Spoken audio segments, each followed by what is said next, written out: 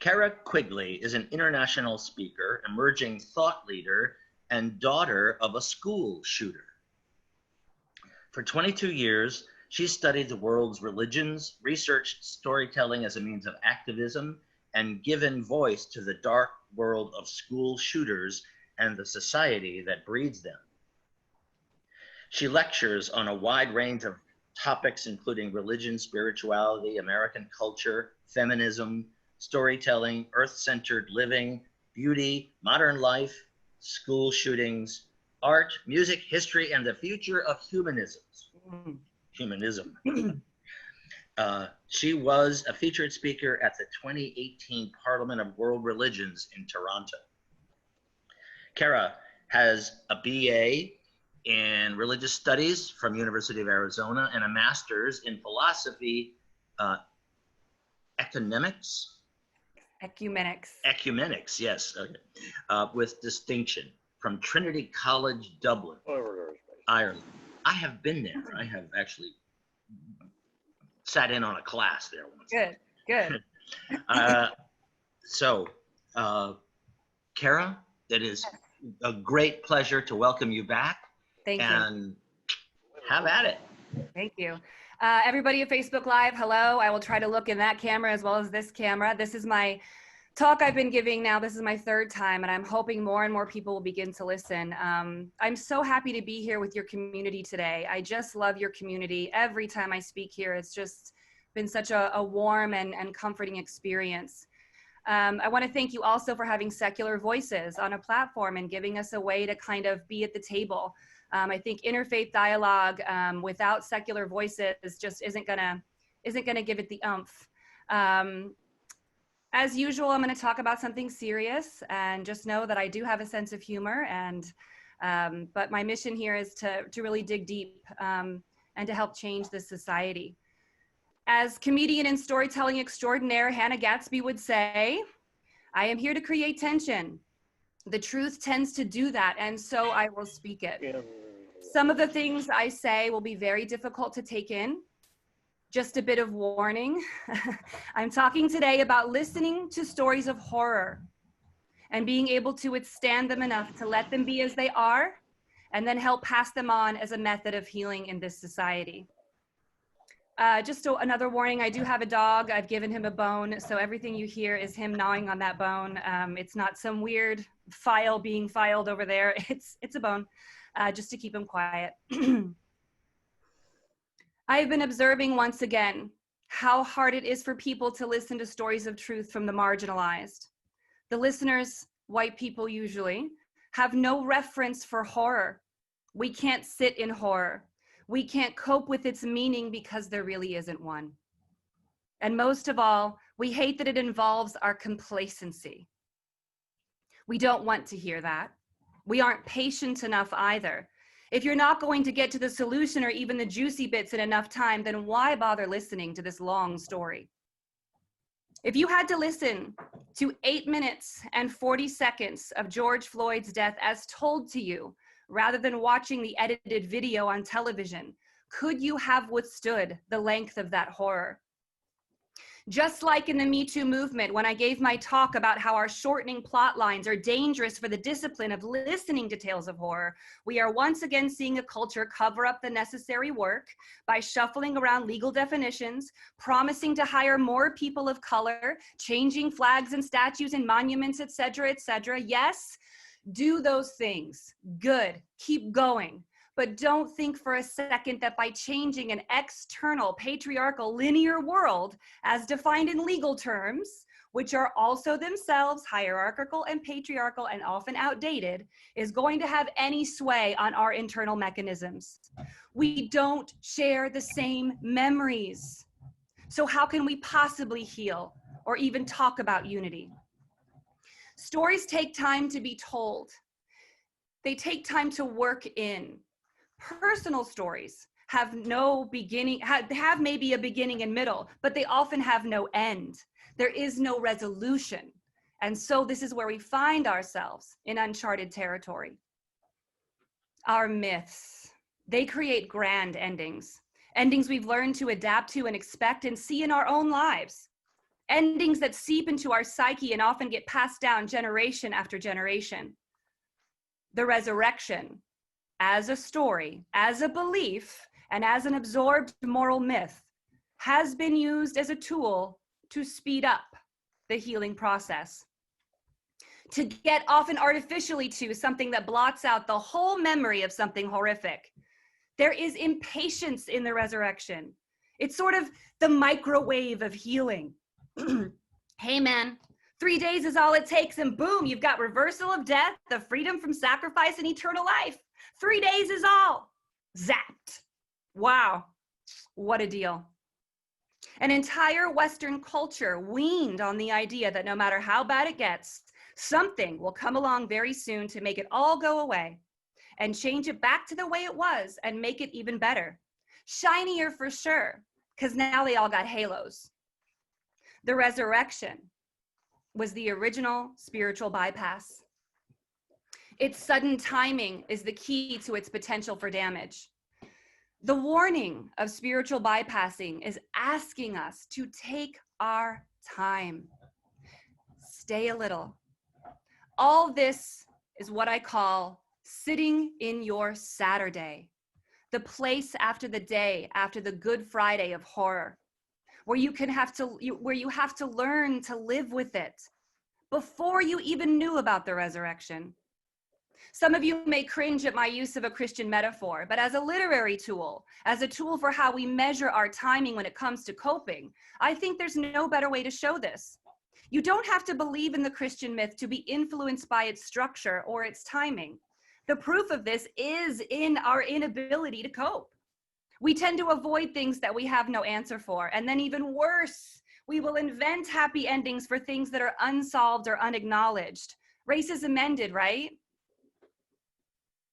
Our push for the ending skips the story entirely. The resurrection's pompous joy inserts itself as a rude gesture rather than a long-awaited relief. There is nothing long about only one day of despair. It is an impossible place to put yourself in if we are to heal. The resurrection cannot eclipse the truth. And for many of us, especially for the marginalized, the truth is in the Saturday. The personal story, the one that people don't want to hear, the one when spoken enough, when embedded into a collective psyche, has the power to change a society. When you hear these stories, something happens to you. You will recognize that sides are not places you can stay. You will be conflicted because your myth training wants you to find an end, an exit at least, to fix it, a place to go where you can feel good about where you stand on the issues, a place for you to stake your claim in that story and know which character you would have played, the good one, right? Maybe. I have an incredible friend. His name is Alexis Dixon. My wish in the world is for every single person to have a conversation with Alexis Dixon. He is a world-class mediator and incredible conversationalist. A word he uses over and over again to describe the things we can't settle on, or the things that stand in the middle, or tend to run back and forth between the middle. Places with no definite space, basically.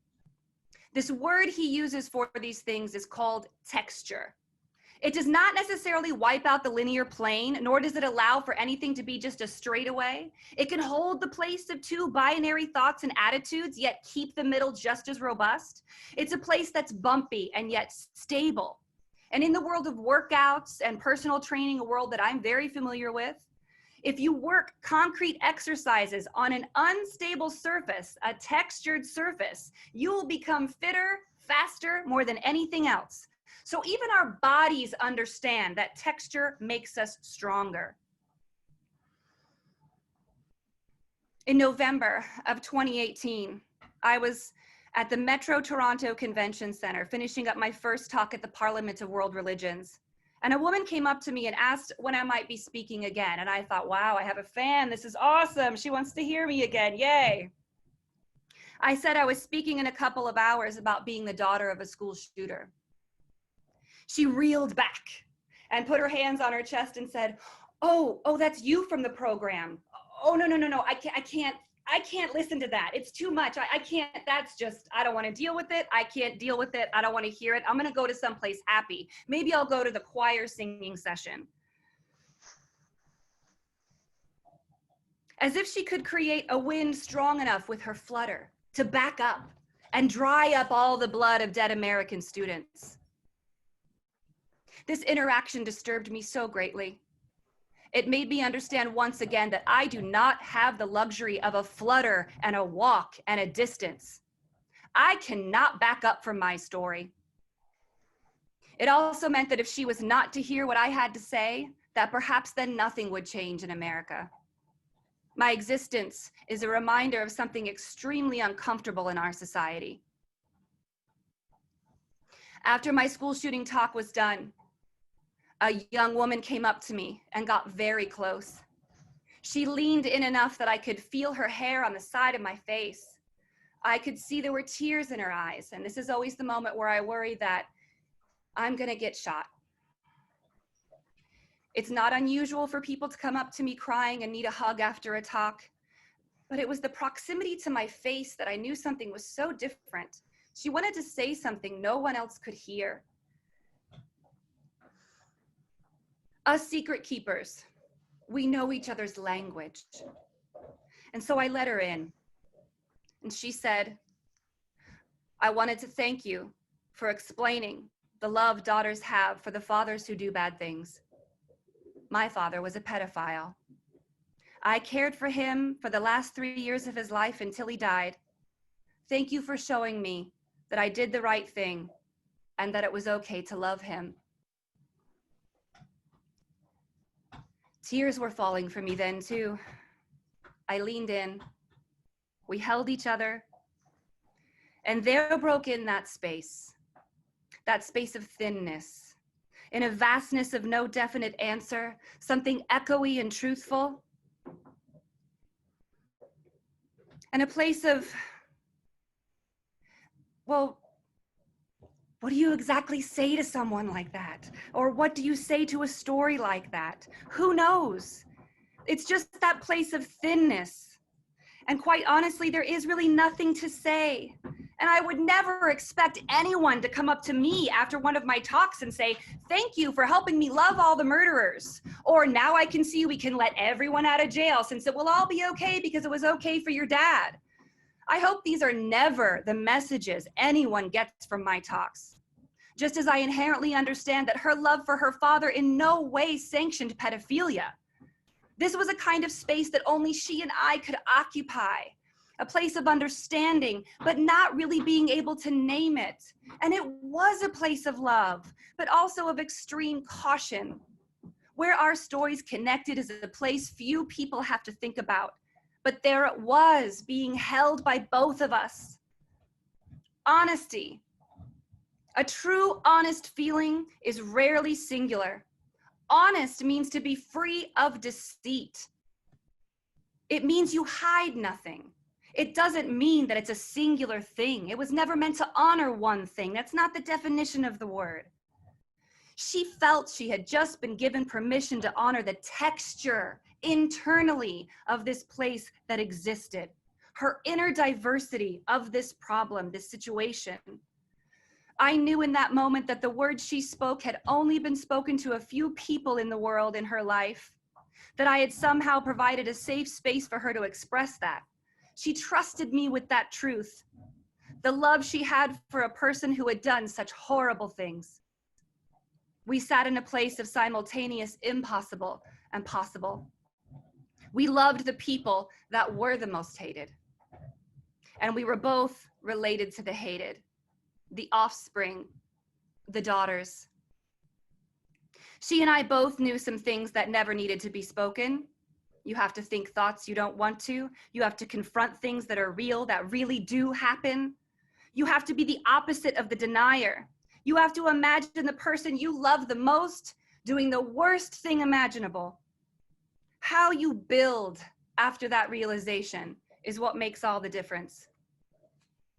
Even if we gave each other an hour each for a soliloquy at some cafe filled with our pain, we would have come to the same conclusion and the same question. How did you do it? How did you heal from such horror? Day by day. What a boring and untriumphant answer. And yet it's the truth. No resurrection.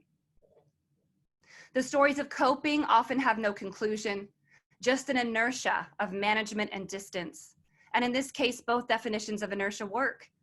There is never going to be a day where she and I would decide how we felt, and then those thoughts would be over and done, and we would have solved our guilt and shame and existence, and we would have zapped it all up at a nice little ending and lived happily ever after. Super shiny. That was never going to happen. Personal stories almost never end that way, but we're programmed to think that they do. And just to be sure, I'm not against happy endings, just as long as they're authentic. Remember texture. That moment with that woman was very important to me. It obviously had changed me. But it wasn't the one that kept nagging at me. It was the encounter with the woman, the flutter woman, that didn't want to hear me talk. She didn't want her world to get turned upside down into a place where she would have to negotiate uneven territory. She wanted to keep things flat, the way they were. That woman wanted to shoo away all that texture and get her puzzle pieces to fit back in their proper places. She wanted something to match. She didn't want to be confronted with my humanity, a humanity that exists despite the horror, a humanity spared because my father did not go to the electric chair, and quite frankly, a humanity with a great big mouth that is not shutting up about the truth anytime soon. Maybe she didn't think she could hold her own human self in the midst of learning about human destruction. These are the ones who never want to ever have to think about children running through hallways and slipping on their classmates' blood as they try to escape flying bullets, because that is happening. They don't want to have to think about the sound of bodies falling on Walmart tile floors in El Paso, because that is happening. Or the ringing of cell phones nonstop in the Virginia Tech classrooms, people calling the dead to find out if they were okay. They never want to ever have to think, what if your father was touching the genitalia of children? Have you ever had to think that thought? Have you ever had to hear that story? Have you ever had to think about what it might be like to watch your father die on television while he begged for his life? Have you ever had to hold love and hate at the same time? The marginalized are very adept at doing this. As I hugged the woman who faced these things, I also carried the thought of the woman who could not confront these things. Someone who could not see the world exactly as it is. She was literally recoiling from her own kind and the truth itself. If you don't hear the story, you cannot be a part of the change. You've got to hear the truth of it. Why have we become so afraid when we already know what humans are capable of? My master's thesis showed that by listening, memorizing, and embedding stories of horror in the brain, it can create an instilled memory of sorts. To make a very long story short, 19,000 words to be exact, my thesis proved that hearing Holocaust stories and remembering them makes you more likely to be an activist and change your behavior based on what you've learned. I showed that the campaign for Holocaust education so saturated our culture that there isn't a 10-year-old today in America or in all of Western culture that doesn't know what the Holocaust is and has had to, at least for a few minutes, sit with the very real truth that someone watched their family walk into a building and come out a chimney. A 10-year-old American has this thought. We all have a memory of Auschwitz, even though we weren't there. This is the power of storytelling. Yet because this horror is in the past, we tend to believe it's more palatable or not of our world currently. We somehow don't believe that any of us are responsible for the Holocaust, so it tends to be a consumable horror. And yet we avoid the horror happening every single day in our cities. In creating memory through repetitive storytelling, we will never be able to create the relived experience. And I have to be honest with that. You can't ever do that. But collective memory has never been about an actuality of living the event. Collective memory is about the sharing of it and the holding of the memory in a culture. I was working at a minister's office in Harlem in 2002 when I was listening to a radio program about racial injustice. One African American spoke about his life and growing up in America. The moderator asked if or when he had experienced firsthand racism. That's a very white question, isn't it? He gave a few examples, then explained how it made him feel.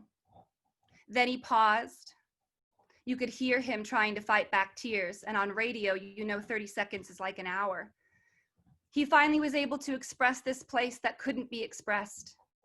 He said, "All I need you to do is hear my pain. All I ask is that you listen to what I have to say about my experiences." And then he said again, "I need you to hear my pain." His words settled into me and affected me deeply. And I learned, if given the space, the safety, people will express exactly what they need to. If given the time, they will describe for you what their Saturday is like. The place and space before the glitter and gold, before what was dead can magically reappear again. Time and space go together. The key is you have to sit there with them and not beg for that Sunday to roll around. Just listen, commit to memory their story. I also thought of Mr. Howard from my 8th grade history class, who came to us to share about what it was like to live in the Jim Crow South. He gave this talk every year. And for whatever reason, this year was more difficult. When he began, he talked about the difficulty and how awful it was. And then he spoke about the time he saw the white bathroom and he had to look around for the colored bathroom. The way his body was moving, you could tell he was reliving this moment as his head moved from side to side, indicating the decision he had to make. There was a pause, a moment of absorption in what this really meant about his humanity. He looked up at us, and there were tears in his eyes, and he promptly left the classroom. He waited outside for his horror to subside. He came back in and apologized. Now I see it was an apology from an adult to children for leaving them in a place of uncertainty. I can see that now as a parent. Yet, wasn't that the lesson? To leave us in that uncertainty? I've never forgotten Mr. Howard's inability to express in words what dehumanization feels like. It more than likely very much feels like you want to walk out on it. I have also not forgotten my responsibility in listening to that story. A week after George Floyd's death, I was watching the news. They were filming a confrontation between 2 Black men. One was older, the other younger. It seemed a father-son relationship, and at first it appeared heated, but really what was happening was just a passionate standoff between 2 men, a lesson being learned. The older man was pointing to his son, telling him that what he needs to think about for his generation, pointing to the crowd, seeing all the protests. Look at us, son. Look at what we're doing again. And you can't let it stop this time. You've got to keep it going. That he needed to keep fighting. He needed to keep up the work and not let it die. And then there was a strange pause. The father backed away from his son, put his head down in his hands. All around grew quiet, and the older man began to cry. He came to his son and hugged him and said, "I need you to hear our pain." The space had come in, and it was made to deliver what we need to hear. Enough time had been given for the truth to rise up, not to cover it up. We have to start treating the personal stories of people of color like the testimonies they are. And we have to be vigilant that their stories are exactly of the same fabric and importance as our own memories. And this goes for the Me Too movement as well. In order for there not to be 2 separate collective memories, which we have now, we will have to adjust to how we listen, and not just listen, but memorize. Remember, it is in the repetition of the story and the transmitting of it through a society that the healing begins. That is how memory gets instilled. you listen, you memorize, you repeat, and you transmit. That is your responsibility to society. So what about oneness, right? This is the title, Fallacy of Oneness. What does this have to do with anything? Oneness is a fallacy, and it always has been. It is a hope that too often has been used to silence the people that need to say something about how not one we really are. Requesting, praying for, or saying oneness now is worse than spiritual bypassing. It's moving more toward the realm of gaslighting. Saying it without hearing the stories does not allow for the texture necessary in oneness. Oneness has become the resurrection wipeout. The thing that says, it doesn't matter what happened, we're all the same. Oneness, in this sense, ironically, doesn't accommodate the texture necessary to feel whole in the oneness. This kind of platitude oneness actually creates the divisiveness it is meant to heal, as one of my sweet friends points out to me all the time. As we are now, oneness needs to wait a second.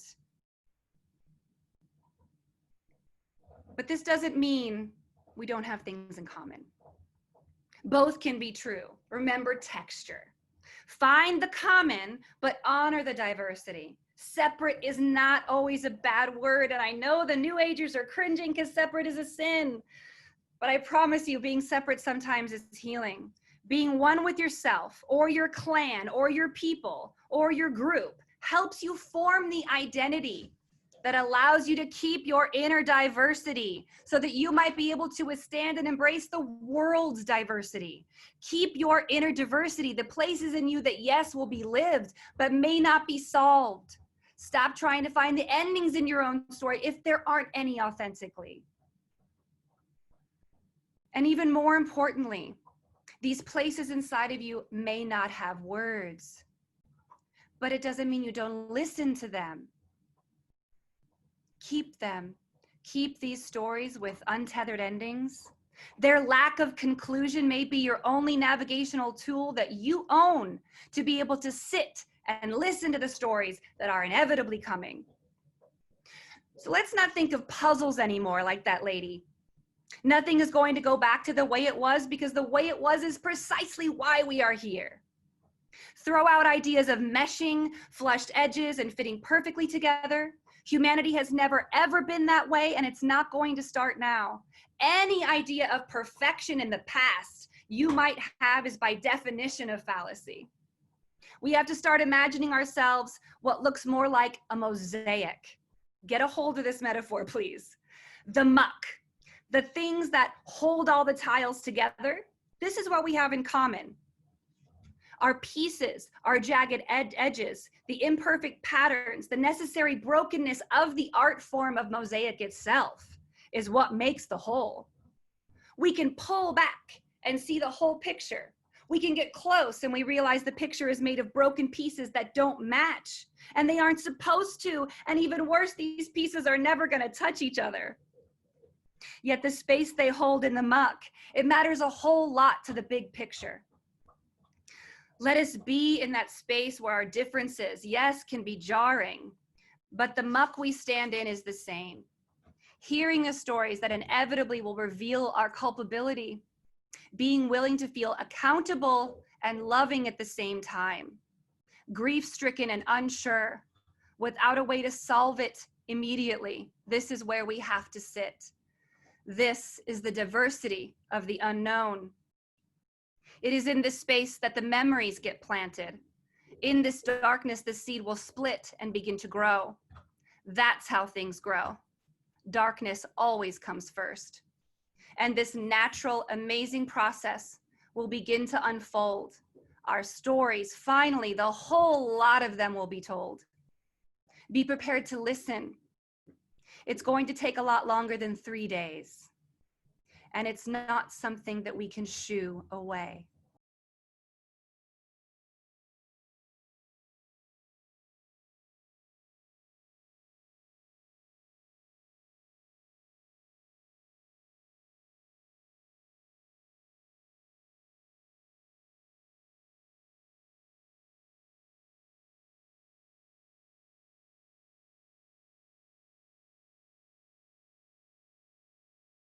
Just come in. I know what we just saw was difficult. And I'm hoping we can learn how to sit in that difficulty, but also in a place where you can protect yourself from wandering too far. If you could just sit up straight and bring that chest to the sky, shoulders down away from the ears, and then take the hands, place them on the thighs, palms up, and just sit into a space where you know the listening begins. The space of your own diversity, the space of your own pain, and a place of protection. Place deep, deep, deep inside, focusing on an exhale, possibly to remove any tension, and that inhale to come in and refresh. It is in this silence and in this somewhat darkness as well that the listening begins. So be here, breathing, protected, and love all that is.